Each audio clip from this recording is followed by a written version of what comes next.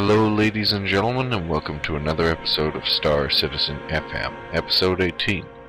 My name is Dr. Hawk, and I will be walking you through a very short, or at least what I will try to be short, and prompt review of Wingman's Hangar 19 and a few other notes. A quick note in advance, I am very sorry that I'm getting this to you guys late, but life, being life, has presented me with many challenges, one of them being is that you do not get your daily Sunday news. However, there's always next time, and I will endeavor to do the best, but for now you will have to deal with a condensed version of the show. There will be no video clips, no interview, and a few other things missing as I'm trying to do this for time and efficiency, and I have to get up tomorrow at about 4:30 a.m. Anyways, on with the show. In this week in review, we had Zandy Gardner visit. The main point is that there is now a physical Jump Point magazine that all subscribers can look forward to near the end of the year. Whether for collecting purposes, toiletry use, or reading pleasure, you can find this in your either mailbox or likely in a digital format somewhere in the end of the year or fourth quarter. Any of you who have seen the Aurora promotion, it is now over. They have raised over $700,000. Oh yeah, I'm correct. $700,000 for the Aurora sale. So to all of you that have backed, congratulations. And I'm pretty sure RSI says thank you to those who are new to the game. Welcome to the Star Citizen community. We are happy to have you. And to those of you who missed the sale, myself included, which I'm kicking myself in the ass for, too late, better luck next time. I'm pretty sure there'll be sales in the future. As well, those new hires that were mentioned before, John Erskine and David Swafford. I'm pretty sure we will be hearing from them in the future, so keep an eye out for either future interviews or mentions from Wingman himself. A new segment of the show called Fan Focus was shown. This week's Fan Focus was Yoshi. If you have seen him in the forums, check out the interview below or in the com link of rsi.com and check that out if you have the moment. Wingman's weight has gone from 236 to 219. Be sure to grant Wingman a good job or a pat on the back when you see him in chat roll or either on the forums. That is a commendable effort and should not be sold short. This week's MVP of the week is our friendly Space Raptor Zane, who you all should know from chat roll or forum. He recently posted the forum post Chris's badass walk through the office, which was originally a Photoshop of Chris walking through the office, Photoshop with an explosion in the background, with maybe one or two semi-automatic weapons and badass shades. There have since been 40 or so other Photoshops added to this collection, and if you've not seen it, I highly suggest you check out the forum post and send that raptor some rum, because he deserves it. And we all know that drunk dinosaurs are the best dinosaurs. And frankly, that's probably why they're extinct.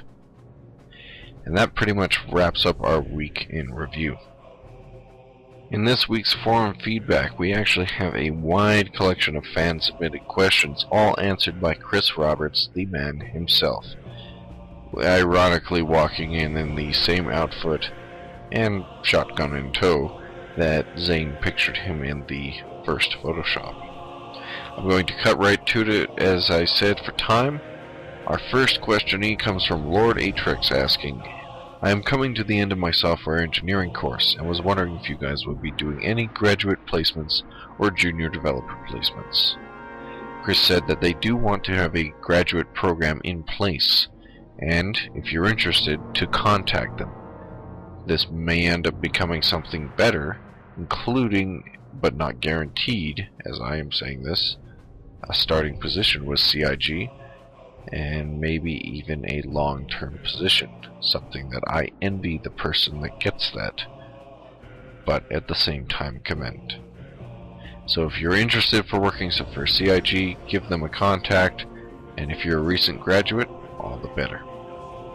Miggins was the next to ask, or so much mention that Wingman mentioned Frapp's use recently. Can we only have first-person view for our recordings, or different camera angles? Chris has not yet decided on the camera recording. There is the idea of potential different angles for those of us that like our cinematic views, but it is TBD until determined. So, sorry, machinima makers or podcasters, we will have to wait until further notice. I Am Weasel was the next to ask if will we be able to pledge for different versions of other ships, such as the 300i, like we could for the Aurora. In the upcoming plans, there are multiple models of each ship, so there will be multiple versions for sales in the coming future. Think of them as pre-configured packages for us users, which of course can then be taken and customized further. So that should answer that question. Kill Slim wanted to know if will we be able to use unconventional tactics to evade missiles. This could include anything from dodging behind an asteroid, using another ship, or just being a badass pilot with brass balls. Chris answered, of course, if there are objects in the way and you're a good pilot, go for it, and of course countermeasures and everything else that they have planned, the ECM, will come into play. But there will be that cinematic feel for those of us that need an adrenaline burst. Our next question comes from Dunban, wanting to know if there will be some kind of practice area where we can test our guns and practice boarding scenarios. Given that this is a Wing Commander inspired game, there will be a arcade game or simulator of sorts in your hangar that you can use to practice dogfighting or scenarios of the sort. Chris is not yet sure about boarding, but you'll have enough practice to, make sure that you can at least toy with Alara the Pirate for about 10 seconds instead of 1. Mr. Serling brought up the issue of the 24-hour live stream coming up that I mentioned in my last episode, and is wanting to know if CIG is interested in community content. This could be anything and anyone, or anything and all. This could make the most out of the 24 hours, and as far as Chris and the company is concerned, yes, the idea of the 24-hour live stream demands the fans, and is meant to be a fun event to do. So if you have a trailer, music, machinima, anything that you think could be used for the 24-hour live stream, send it to them, and I'm very sure in the upcoming future there will be a forum post as well as an official comm link for us in the future. Jay Jung has the next question asking, I've heard that walking around, even out of combat, will always be first-person point of view. Is this true, or are we going to be able to choose which point of view we want to use, out of combat at least? Chris is pretty big on the first-person immersion. There are cutscenes planned for third-person, but likely, given the fact that it sounds like he wants first-person, it's highly likely that we will not be able to use third-person when we want. He is debating that you'll be able to do it in the hangar, as they do want to show off the wonderful art assets the crew has worked on, but we will have to find out in the near future, so for now this is TBD. We do know we have the chase cam for fighting and in cutscenes, but other than that, very little information on the subject. Next was Spider Hack, asking how big are jump points? I hope they're big enough for trade and not just camp spots. This actually sounds like a game I know. There is anti-camping ideas planned.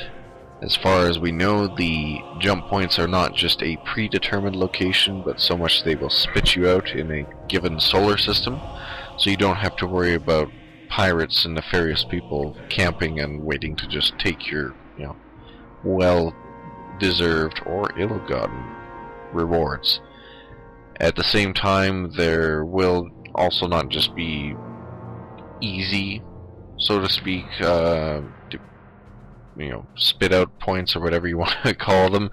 So it won't be easy, but at the same time it won't be ridiculous, so we won't have Call of Duty camping. Scrambled Legs is back, wanting to know the Star Citizen universe is full of history. In the Aurora brochure, the Aurora is specifically called the 2943 Aurora model spacecraft. Will older and newer models of ships be released as time goes on? Given that in real life that we can always expect a 2015 Ford Focus, the same idea is planned for Star Citizen. After launch, they plan to keep a persistent, or rather living universe, so part of the goal is to have new ships and new models that will come out for those of us that can either afford them or want them. So you can look forward to your 2952 Aurora model spacecraft. This Is What Happens was the next to bring up.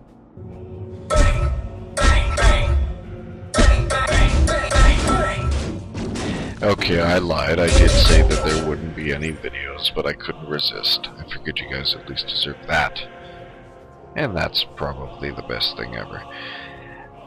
And yet, This Is What Happens dubbed over Chris and Eric, as you should hear here. And I thought that was quite creative. His question, however, was, how are you approaching enemy combat tactics? Will tactics be based on their ship model, Wing Commander style, or will it be more random? The core inspiration is Star Wars, Battlestar Galactica, and other movie-style combat, so even dating back to World War II, etc. So it will be fresh and exciting and not so much realistically based, because space combat with physics would likely end up with a lot of players spinning off in the distance with perpetual motion adding and causing lots of problems and lost players. So it will be cinematic in the sense of, I guess, while I'm using this as actually a good example of Call of Duty. I'm going to get stabbed for that. So we can look forward to an exciting form of dogfighting with both enemies and players, but not realistic in the sense of a NASA's flight simulator. Blackfire wanted to know that seeing as many of the ship designs feature beds, galleys, and the like, will things like sleep and food be part of the game? Chris went on to elaborate that they are not making DayZ in space. Most of what you have before you, or what you see, such as the beds, eating, etc., will be for interactivity and immersion. There might be some benefits to it, but you won't have to eat to, make sure that your character doesn't just keel over in the cockpit and, careen into an asteroid, because that would suck. Although, I'll be honest, the masochistic part of me loving DayZ wouldn't actually mind that, because it could be funny in the middle of a dogfight. But this isn't me making the game. And our last question comes from Austin AD, wanting to know, will there be a novel of Squadron 42? A lot of lore has been created, and how much will carry over? Will some of the in-game fiction help you in-game? The answers to these questions are follows. Yes, there will be novels. Given the fact they've already hired some pretty stellar writers, we can look forward to physical or digital copies of Squadron 42/Star Citizen in the future. 2. Some characters will show up in the game, such as Kid Crimson. Not all, but most, as it all ties into the immersion and will tie into the story. And 3. Yes, there will be artifacts and libraries. Not so much books in physical versions, but things that you can use to fill out your codex and Galactopedia, etc. I'm thinking they might be approaching the similar thing that Mass Effect did for their series, which was the codex. And actually, if they had a audio recording or some cool voice, reading over it, that would be even better. And that pretty much sums up our forum feedback. Moving on to our wide world news, Virgin Galactic completed another test for its spaceplane, and doing a lot better than I am in Kerbal Space Program. Frickin' Shazbots. Their spacecraft successfully reached the desired altitude, and when it did break away, successfully broke the sound barrier in the process. This is a milestone for private space exploration, and you too in the future for $200,000 can achieve weightlessness for a few minutes, or actually, if I'm pretty sure I have that wrong, an hour or two with Virgin Galactic Spaceplane. I think I'll be waiting for the day when I can buy my own spacecraft, even if it means I have to sell my organs. Regardless, a commendable endeavor, and something that I think is far needed in the age of NASA cuts and space, underfunding in general. Back on more solid ground, our lovable Pete Mackey tells us to fuck off. Well, actually, no, I would too. He didn't actually tell us to do that. The weather is, of course, fucking gorgeous in his words, and you will hear it from me first without censoring, and he wants us to leave him alone and let him enjoy a drink. Pete, you are a hero to us all. I tip my hat to you, good sir. The other highlights of the show are the interviews, as well as some music that Logante have done. I will start with them respectively. Behavior interaction, the guys who are helping out with the star map are in town, or were in town. I stand corrected. So if you'd like to check out the interview with the gentlemen who are helping out with the game, I highly suggest you do so. As I've mentioned, I am slightly strapped for time, so I am sorry, otherwise I would be showing it. As well as the music piece with Logante, check it in the full Wingman's Hangar below in the description, or search it up on his channel himself, or check the music site that he hosts it on, respectively. For next week, you can... oh, well, actually, crap, I was just going to say the Aurora sales there. It's over now, so as I mentioned before, if you've missed out, tough luck. From what I know, you can be looking forward to potential ship sales in the future, something about 300i in the future, which if I miss, I am going to hang myself, because I love that ship. As well, lately in the comlink there is new concept art available, as well as a well-written article on the RSI space suits. So, to anyone who had been part of the old website, you will always be receiving a RSI spacesuit. The article itself has a well-written explanation of how they plan the spacesuit system, ranging from Class 1 spacesuits, which are basically glad bags wrapped around you, to... actually, I have to check my Roman numerals here. 6, 7, 8, 9. Forgive me. Class 9 spacesuit, full-blown mech suit, somewhere between a spacesuit and the power loader from Alien. These repair the outsides of large ships, move heavy objects in hangars, etc. Chris, you forgot the part where it has an autocannon 20, LRM 15 racks, and medium pulse lasers. If there are not these, I am withdrawing my sponsorship for Stars. Yeah, no. I would never withdraw my pledge for Star Citizen. There needs to be battle mechs in Star Citizen for all the uselessness that it would provide. So if you are interested in reading up on the different spacesuits you will have for Star Citizen, check out the Introducing Your RSI Spacesuit article in the comlink. Well, ladies and gentlemen, I am pretty sure I have done the quickest episode of Star Citizen FM to date, and this is not something I'm proud of. Again, I'm sorry, I had the ideas for interviews and everything planned, but things just got out of line and crazy, and all I really have to blame is myself. So in the future I will endeavor to plan better and make sure I deliver you guys top quality content and not this steaming pile of turd that is in front of you. I am also still looking into audio podcasts on iTunes. I know a few of you have brought that up, and I still haven't actually sat down and looked into the details of doing that. But when I do have it, you guys will be the first to know by seeing a shiny download link that says iTunes, or however it works. So, this is Dr. Hawk, signing off, wishing you all to take care and fly safe, and I will see you guys next time. Take care, guys.